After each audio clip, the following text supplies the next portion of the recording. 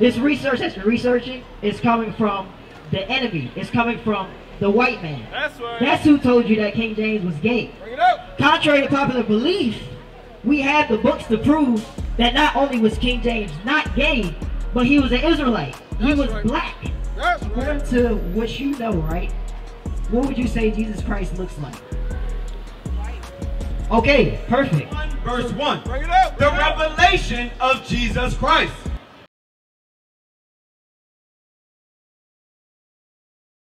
But he's the one that chose the people that he wanted to choose. Bring it up. Give me that Deuteronomy 7. This is why now, okay, I'm going to ask you now, who's the Lord now? Because you say you didn't know, so now, from that, who's the Lord? Who's the Lord, Rudy?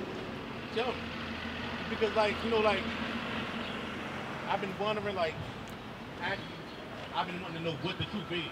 You know what I'm saying? Because like we hear so many things that whatever, like I've been, you know what I'm saying, researching Christian, Islam, right?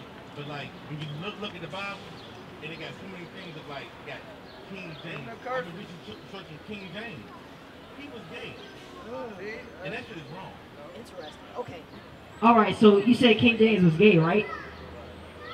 So for one, this research that you're getting, right? This research that you're researching is coming from the enemy. It's coming from the white man. That's right. That's who told you that King James was gay. Bring it up. Contrary to popular belief, we have the books to prove that not only was King James not gay, but he was an Israelite. He was black. That's right. Because what?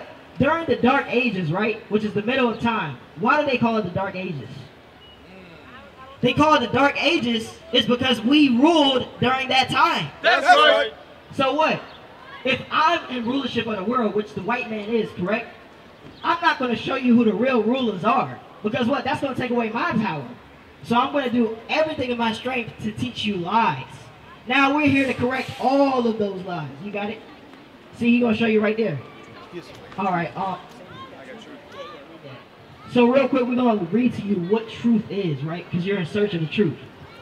Psalms 119, verse 142. Bring it out. Thy righteousness is an everlasting righteousness, and thy law is the truth. So thy law, right? God's law is what the truth is. So what is the law? Give me Baruch 4:1. My sister up here. How you doing, sis? What's your name? Yes. Leslie? Okay, nice to meet you. You can come closer. My name's Amariah. We are edifying, all right? We helping our people out. We helping them understand what the truth is. So we're not here to bite y'all or nothing. We're here to show y'all love. So go ahead, read that. This is Baruch 4, verse 1. Bring it out. This is the book of the commandments of God. So look, this is the book of the commandments of God. Going on again, because this is Rudy, right? So what he asked was, what is the truth? Because that's what he's searching for. So we're showing him the truth right now. The scripture that we read before this said, the law is the truth. Okay, we can read that again for it. Let's read that again for it. Psalms 119, verse 142. Bring it up. Thy righteousness is an everlasting righteousness, and thy law is the truth. So God's law is what the truth is. So now what we're going to do is going to read to show you what the law is. Read. This is Baruch 4, verse 1. This is the book of the commandments of God, and the law that endureth forever. And the what? The law that endureth forever. So read that first line again. This is the book of the commandments of God, and the law that endureth forever. So what are we reading? The Holy Bible. That's right. It's telling you that the Holy Bible is what the law is. Because what? In here, these are all God's words, right? God is our Father. What does a father do to his kids? He gives them commandments, laws, things that they are to live by, things that they are to do. So this is what the truth is. You don't have to look anywhere else to understand what the truth is besides in this Bible. That's right. So now let's go back. Let's reveal Christ again. Because sis, according to what you know, right, what would you say Jesus Christ looks like? Okay, perfect. So Jesus Christ looks like a white man. That's what everybody is told. That's what we all know. That's what we all know to understand. But is that true? Is it true? Let's find out. Out of what? The law, which is the truth. Revelation 1 verse 1. Bring it up. The revelation of Jesus Christ, which God gave unto him to show unto his servants things which must shortly come to pass. Okay. So look, this is what Christ is commanding John the Revelator to write down what he's about to show him. Because the revelation means to reveal. Which is what? When you reveal something, that means to show, right? Alright, so let's read. Verse 14. His head and his hairs were white like wool. So now, this image right here, right? Because this is what you say you look like, right? This is what Jesus Christ is depicted. You agree? So, do any of these have white woolly hair? Or any picture of Jesus, any image you have in your head that's white, does it have white woolly hair? No. Okay, so that's strike one. Read. As white as snow, and his eyes were as a flame of fire. So now it says his eyes were as a flame of fire, right? What was Christ's first miracle? Turning what? Turning water into wine. That's right. So what? What color is wine? No, wine is red. Red. That's why his eyes were red. Like I was explaining to you earlier how you have a little tint of red over your eyes. That's how Christ looked. And his feet like unto fine brass. Now his feet, right? If you took off your shoes and your socks, the top of your feet, is they going to be the same color as the rest of your body? The top, right? That's because he's wearing sandals. So he has a garment all the way down, he's wearing sandals. So John, look at his feet, the top of his feet, he says, his feet is what? And his feet like unto fine brass. What color is brass, Leslie? Brass is brown, right? Is he brown? He's not white either, he's red. Because that's what the Bible shows us, is that what? White people aren't really white because they called themselves white is because what? What's the definition of white? Pure, righteous, good. But then the definition of black is what? Evil, wicked, terrible, dark. So what? They did that on purpose to what? Subconsciously make us think less of ourselves. Wake 'em up. So they're not white. They're really red because what? Their skin their blood showed forth through their skin. Bring it up. You understand? Because they had no melanin. Redneck, right? Revelation 1 verse 15. And his feet like unto fine brass, as if they burned in a furnace. Now let's read. As if they burned in a furnace. So y'all both agree that brass is brown, right?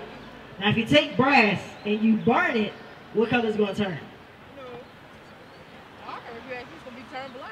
Black. Yes. Right. So Christ is a black man according to the Bible. Now let me ask y'all.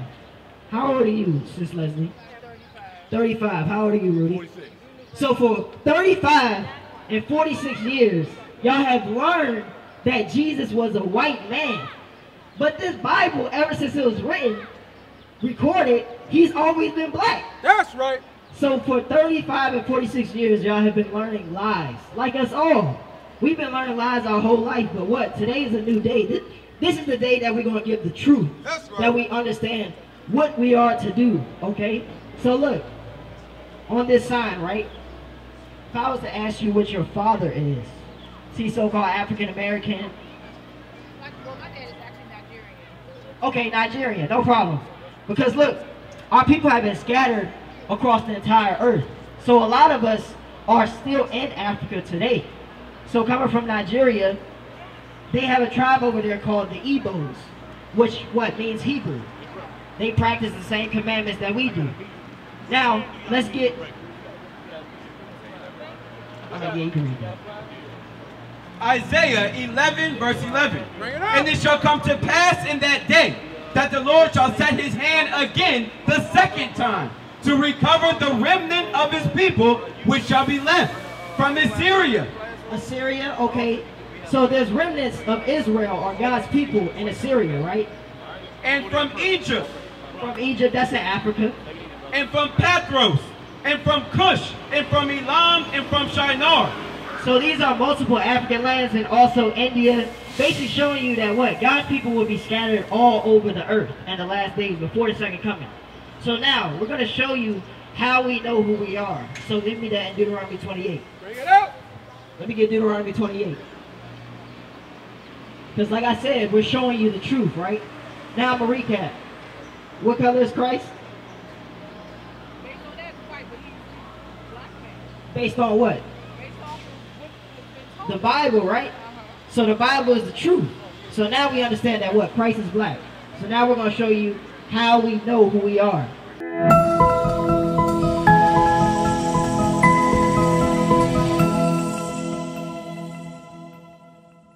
Hey, how you doing, brother? Over here in the orange. How y'all doing?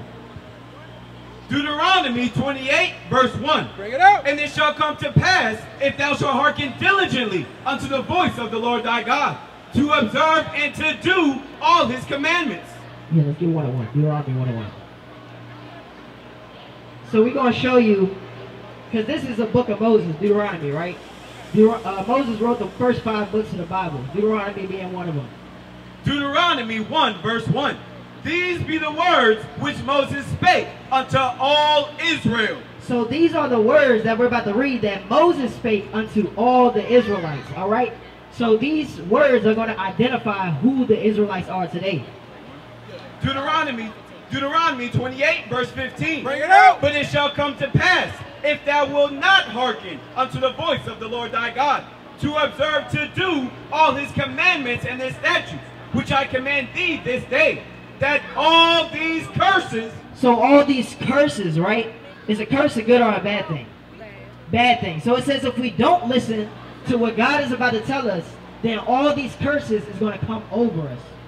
Shall come upon thee and overtake thee. Cursed shall thou be in the city. So now, Leslie, it says, cursed shall thou be in the city. So whatever, let's just use where we are right now, Maryland. Any city where bad things are happening, what people live there? In the city. Yeah, in the city. Like, okay, if I go to a bad neighborhood, right? What race primarily lives there? Oh, African American. African American, right? So, okay, so that's one thing. It says, cursed shall we be in the city. And not only from crime, but what? From poverty. Because what? There's literal poverty lines where what you could cross over here, and what? There's all manner of abandoned houses and everything. But over here on this street, everything's all good. So that's showing you right there that what? Cursed shall we be in the city. And cursed shall thou be in the field. Hey, sis, real quick. You got some time to listen? All right, that's one thing. Go ahead. And cursed shall thou be in the field. And cursed shall thou be in the field. So now, we got the field right here. So look, cursed shall we be in the field, right? So when you examine us, when you examine the African Americans, what field were we cursed in? You said what field were we cursed in? Yes, because it says, cursed shall we be in the field. We just read, cursed shall thou be in the city. You agreed that wherever that was, that's where African Americans are, correct? Yeah. So now it says, cursed shalt thou be in the field. So when we got over here in slavery, because slavery is what? A big part of our history. Where did they have us at? They had us in the cotton fields. Bring it out. They had us in the tobacco fields. Right. They had us in the sugar cane fields. Right. What? All free labor whipping our backs, terrorizing us. So what? It says, cursed shalt thou be in the field. That's what God said, though. What happened to us if we didn't listen to his commandments? What is a nation? Nation is family. Nation is community. Nation is men leading by example.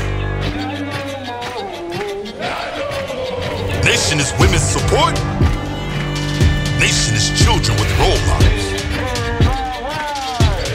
Nation is unity. Nation is you. It's nation time.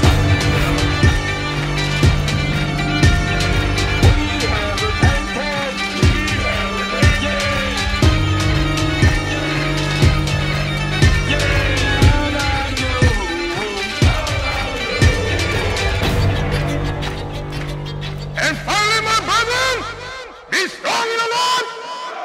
His word